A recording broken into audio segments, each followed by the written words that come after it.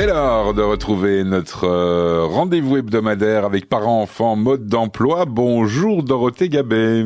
Bonjour Didier, bonjour tout le monde. Vous allez bien ?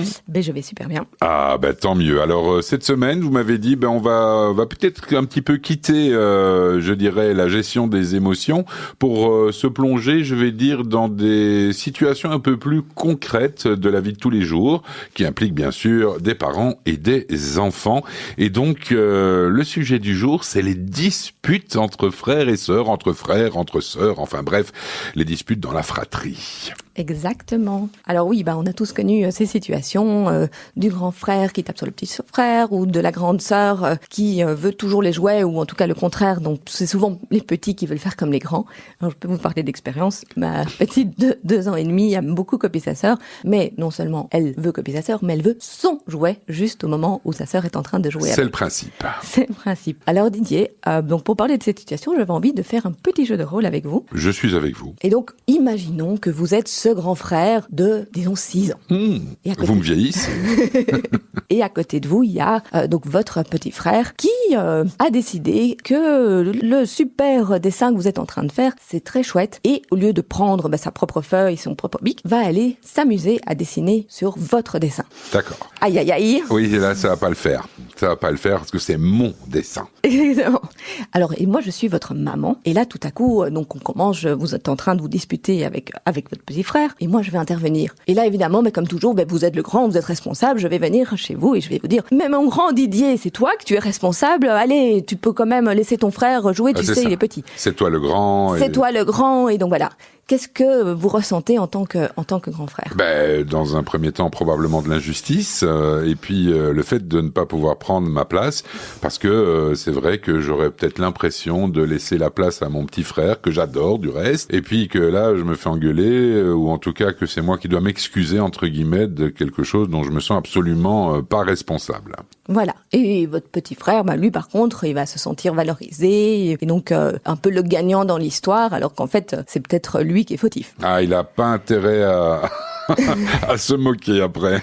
Et du coup, peut-être même, vous allez dire que votre petit frère que vous aimez par ailleurs, à ce moment-là, vous le détestez. Bien sûr. Voilà. Alors, en fait, comment on pourrait réagir différemment ? Parce que c'est ça, l'idée, c'est d'arrêter, en fait, ce jeu où on a, d'un côté, le bourreau, de l'autre, la victime, et en fait, le parent, il arrive en sauveur. C'est pas très sain, en fait, cette relation à 3.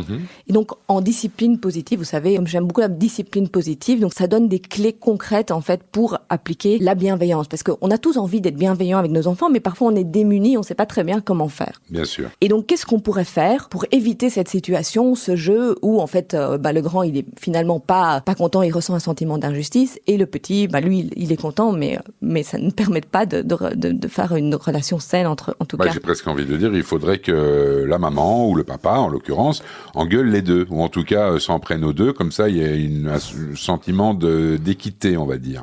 Oui, alors on n'est pas obligé non plus de les engueuler tous les deux. On peut aussi, en fait, on va parler de ce concept de les mettre tous dans le même bateau, c'est-à-dire de ne plus jouer ce rôle d'arbitre entre les enfants. Ok.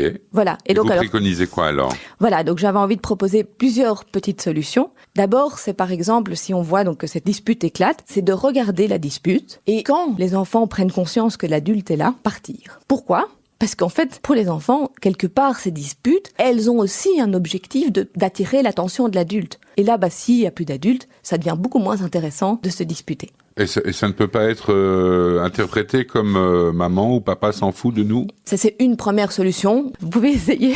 En tout cas, si nos auditeurs peuvent essayer et donner leur retour. Voilà, il y a plein d'autres alternatives. Ça ne fonctionne évidemment pas à tous les coups, mais en tout cas, normalement, les enfants vont peut-être avoir « Ah, mais maman est plus là, mais pourquoi est-ce qu'on se disputait ?» Et voilà, et donc du coup, ça perd de son intensité en tout cas. C'est une expérience vécue que vous nous donnez là ou bien c'est purement théorique, Dorothée ? Non, alors ici, je vais proposer différentes alternatives. Alors moi, effectivement, cette solution-là, c'est peut-être pas ma privilégiée. C'est laquelle, la vôtre ? Voilà. La nôtre, c'est de prendre, par exemple, le jouet et de leur dire, je le garde tant que vous trouvez une solution qui vous convienne à tous les deux. De me mettre à leur hauteur et donc de m'impliquer, donc de vraiment les connecter à ce moment-là. Et de les laisser décider eux-mêmes de ce qu'il va advenir de leur dispute. Exactement, en fait. Parce que finalement, qu'est-ce qu'on a envie ? On a envie que nos enfants développent des compétences et finalement trouvent des solutions à leurs problèmes problème. Parce que, en fait, même en tant qu'adulte, résoudre des conflits, c'est vraiment une compétence. Et donc, ça va leur donner finalement confiance en eux. Et ils vont retrouver aussi de l'autonomie. Donc, vraiment, cette solution de leur laisser trouver eux-mêmes la solution, ça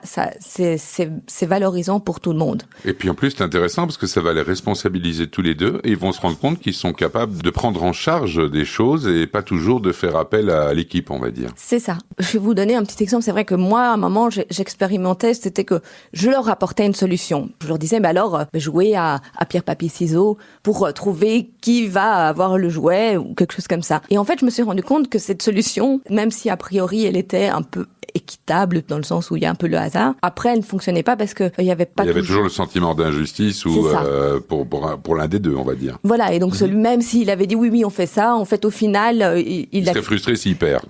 Il est encore plus frustré. Donc si eux-mêmes apportent cette solution de dire on va jouer à pierre, papier, ciseaux, alors ils l'acceptent beaucoup plus puisque ça vient de eux. Donc ça c'est vraiment du vécu de se rendre compte que c'est les enfants qui vont essayer d'apporter leur solution. Et on peut aussi en fait faire un jeu de rôle en dehors de la situation pour les entraîner en fait. Ça peut être un entraînement. D'accord. Alors là il y a aussi un super jeu qui est le jeu du grand sage où on inverse les rôles et on joue le rôle des parents qui se disputent et on a les grands sages. Donc les enfants, on peut leur faire un jeu de rôle où on leur met une cape, on les déguise en grands sages et du coup leur demander d'apporter... De trancher. Non, pas de trancher, mais plutôt d'apporter des solutions. Oui, de gérer la situation. Donc de eux venir avec des solutions et on écrit toutes ces solutions et puis ils peuvent être hyper imaginatifs et vraiment venir avec des idées, mais en fait ça va les entraîner. Et donc voilà. Alors sinon il y a d'autres solutions aussi. C'est de leur dire, soit vous arrêtez de vous disputer tout de suite, soit vous allez chacun de votre côté dans votre chambre et quand vous êtes prêt à arrêter de vous disputer, vous revenez. Mm-hmm. Donc ça c'est vraiment les séparer. Ça me paraît une excellente position diplomatiquement parlant, je dirais. Voilà. Et alors, sinon, on peut aussi faire de la redirection. Alors, qu'entendez-vous par là ?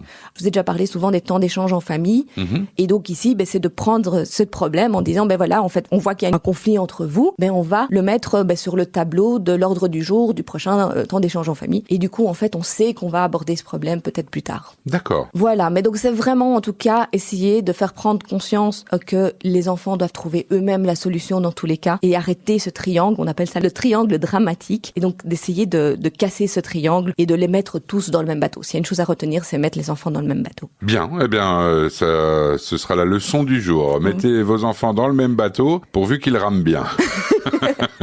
Alors, juste une dernière petite chose. Évidemment, s'il y a un danger, on intervient. On peut pas non plus toujours appliquer la bienveillance. Tout dépend de la nature de la dispute. Et je voulais juste mettre ce petit point sur... Bien sûr, l'échelle d'intensité aussi. Exactement. S'ils sont en train de se taper dessus, c'est ça. Il faut quand même intervenir. Hein. Voilà. Bien, merci beaucoup Dorothée. Mais avec plaisir, Didier. À dans 15 jours. À dans 15 jours. Pour une autre situation. Une autre situation concrète. Je trouve ça fort intéressant et ça va parler à beaucoup de gens. J'espère. À dans 15 jours donc. Au revoir. Bonne journée.